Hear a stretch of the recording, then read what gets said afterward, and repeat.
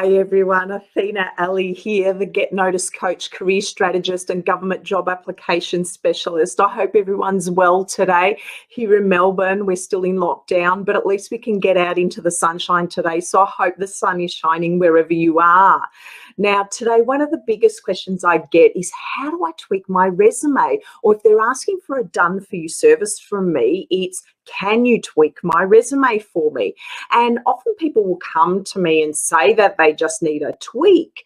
And then they find that I will suggest that we need to rewrite it because tweaking sometimes is not enough to respond to the criteria in the job application. Now, the problem I have with the word tweak is that there's a perception that you don't have to do very much to your job application to get it up to scratch for the new application you're making. A tweak basically is an improvement or something that we do by making fine adjustments to our work. And sometimes it's not just about making fine adjustments. We have to look at the job ad and the job description and research the organisation to find out exactly what it is that they want. And if your current resume isn't responding to the criteria fully and taking into account that new department or the job that you're going for, it may be that you need to rewrite parts or all of your resume. Okay. Now, sometimes you might go for roles, you know, for example, in teaching, I see this a lot where the criteria are identical. And so many people just regurgitate what they did last time and then wonder why they still can't get an interview. If you're not taking into account the school or location, perhaps other things that that school is really focusing on, because each school, although might have the same curriculum and all of that kind of thing, their focus may be somewhere else that year or for that next 2 or 3 years. And if you haven't taken that into account and don't know about it, you may not get interviewed or shortlisted because you haven't done your research. So it's really important that you factor that in when you're writing a resume or tweaking it. Okay, so for me, tweaking actually means to alter your resume as much as possible so that you actually respond to every single criteria in the job description. And so therefore, I prefer to use the word tailor rather than tweak, because tailoring your resume means that you're actually reconstructing your resume to a specific role, to a specific department, and that department or that employer is going to have different needs from the last one that you made an application for. So in saying all of that, how do you tweak, or by my definition, how do you tailor your senior public service resume so that you stand out and you're shortlisted for the job?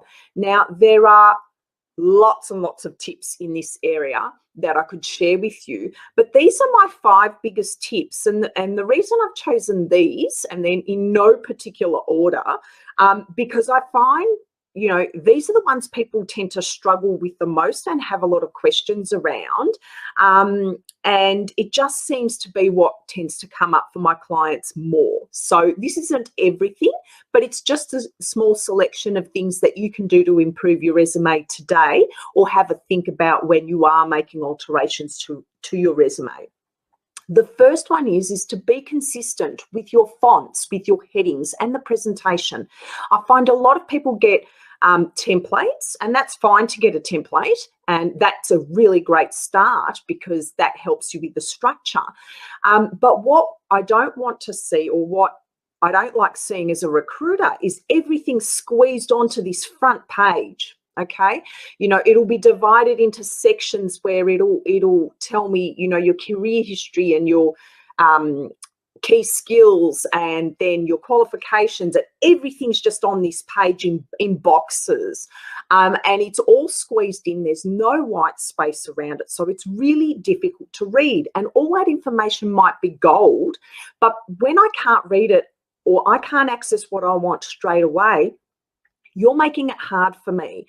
You need to make it as easy as possible for the person reading it to want to read it, okay? And we want them to keep reading. So we need to make that first page really clear and really easy to read. You don't have to have 100 headings on that front page. It confuses the reader.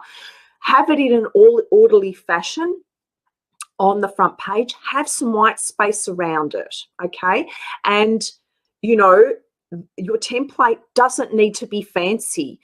Your template can be plain, but if you have clear headings and clear ways that you've formatted that document, it's going to be a lot easier for me to read it, okay? So we want to make the format and the fonts easy to read.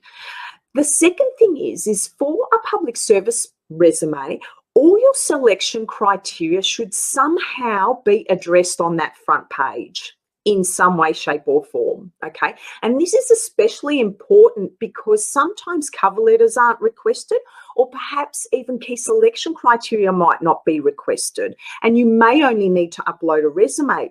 In this case, it's even more important to make sure you've addressed the key selection criteria on the front page of that resume, because there is nowhere else for you to do it. And in order to be selected or shortlisted for interview, you need to address the key selection criteria. So this may be the only place that you can actually highlight your suitability for the role. And if it takes, it's apparently the statistic that it takes about 6 seconds for a recruiter to scan your resume and decide whether they'll keep reading. So we want to make that first impression.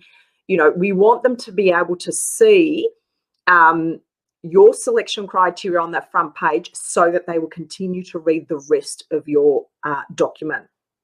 Okay, and this can be a really hard task because if the resume is the only place you're going to be able to put your key selection criteria, you're really going to have to be succinct to be able to get a lot of that on the front page. Now, the third tip is to rearrange your resume based on the criteria, not on what the template says you have to do. As I said, templates are great as a starting point and they really help you to structure your resume, but you need to rearrange your resume so that the key selection criteria all feature on the front. So if the template tells you to put qualifications first or whatever, but qualifications are not necessarily an essential criteria, and experience is, then you would make an effort to put your experience on that or start your experience on that front page, because that is essential and that is what they're going to want to see first before they look at qualifications. Qualifications might only be desirable, in which case if they don't feature on the front page, it's not an issue. You can feature them on the second page. But I would look at reorganizing your resume so that all the criteria actually are on that front page, okay? Or as close to the front page as possible. The fourth tip is gaps in your resume. Now, I get asked a lot about gaps, and sometimes I don't get asked about gaps, but I see them. Okay. And as a recruiter, it's natural for me when I'm looking at career experience chronologically, if there's experience missing or a time frame missing, it's straight away my eye actually goes to it. And the first thing we do is start making up stories in our head about why there's a gap and why it hasn't been addressed. So address them. Don't hide them. Don't be fancy about hiding them. It's best to disclose the gap. If you had a career break, you can say career break. You don't have to go into the specifics if you don't want to. But if it's something like, parental leave or travel or anything like that, there's absolutely no problem with adding that in. It's better to address it and we know, oh, okay, they were just on parental leave, or okay, they traveled. Great. That gives them something to talk with you about in an interview. And that way you can explain further how they might be relevant to your role. And really the experience we have being parents or traveling are invaluable. So they're nothing to hide. And I would certainly put them in your resume and address them. Don't hide them.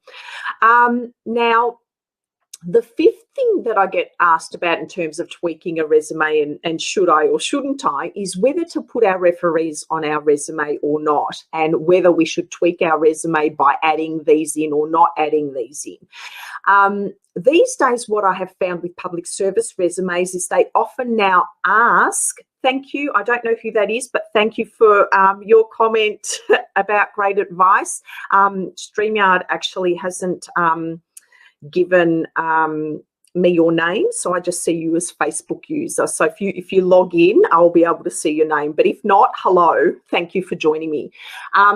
So back to where I was, to referee or not. So should we put that in there?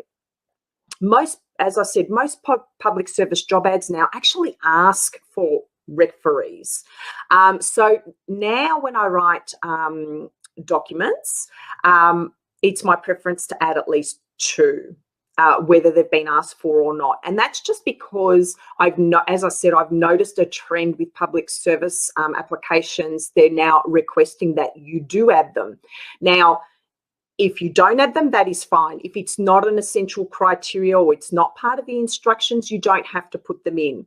And you don't have to include a heading for them and put available upon request either. It depends on the space that you've got. If you've got space to add them in, I'd add them in. If you haven't got space and they're not requested, you don't have to add them in. It might be part of the online application, because sometimes they separate that out and they'll say, you know, put your referees here, in which case you don't need to put them in the resume because their system will extract that information for them. Basically, as long as you follow the instructions, then you can either add them or not add them. But generally speaking, as I said, I generally have been adding them in because they generally are requested, and it saves them a bit of time. And to be honest, most of the time our referees are people we have worked with in the past, and therefore it doesn't matter. The only time it might bother you is if the referee has to be someone you're currently working with and people have issues with perhaps disclosing that, you know, when they're looking for a job and they don't want their current employer to know. But again, there are ways to get around that as well, and basically letting them know not to get in touch with them until such time as they're pretty much the applicant that's being, you know, going to be hired. But at the end of the day, I add them now, but it's not necessarily necessary unless it's in the instructions. Okay, so they're my 5 tips on how to tailor your resume and some of the things you could put in and how you could structure it and format it, and the types of things that they're really wanting to see in there. And the key really here is to make it specific to that job, but also to make sure you address the criteria in your resume, as well as in your cover letter, your LinkedIn profile, and everywhere else. Okay, I hope you found some of those tips helpful. Now, there are many more, as I said earlier, there are many more tips on resumes I can share, but I've got some limited time today. But I have put together my interview winning resume template for you to give you a start on how to structure your resume and what to put in each section. And the type of layout, you know, basic layout that's appealing, neat and tidy. You can download that below. I will leave a link for that below after this broadcast. You can also comment or DM me if you can't see it and you would like a copy of it. I'm happy to send that over to you. Alternatively, if you're struggling to articulate your brilliance and you'd prefer to have someone do this for you, then get in touch with me. I have limited spots available each week for Done For You services, but again, just get in touch with me and I'd be happy to help you. Thank you for coming along today, and I hope I've helped you in some way. Have a great week, and I'll see you next week. Bye.